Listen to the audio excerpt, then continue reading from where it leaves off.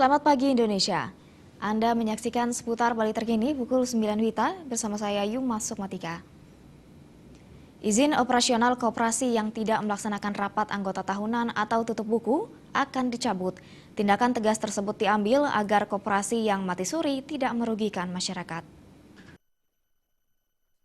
Menurut Kepala Dinas Koperasi dan UKM Kota Denpasar Erwin Surya Darmasena, menurut peraturan perkoperasian, rapat anggota tahunan RAT bersifat mutlak.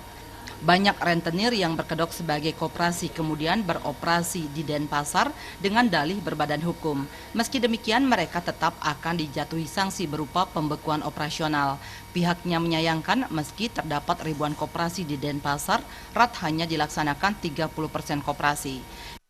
Koperasi di Denpasar sudah cukup banyak, itu sudah 1090, namun yang melaksanakan RAT itu tidak banyak, cuma 30%. Nah, ini yang kami sangat miris itu loh. Koperasi banyak, tapi yang tidak RAT banyak.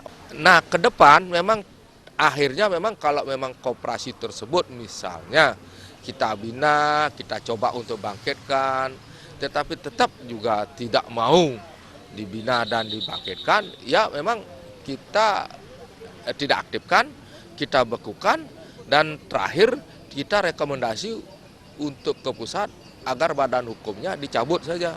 Erwin Surya Darmasena menambahkan, jika koperasi masih menyimpang dari peraturan koperasi, seperti tidak melaksanakan RAT, melakukan pergantian kepengurusan, dan membagikan SHU kepada pengurus dan anggota, pihaknya akan memberikan sanksi berupa pembekuan dan pencabutan izin. Rati Anggoro dan Indra Wijaya, Bali TV. Pemirsa, demikian seputar Bali terkini kali ini.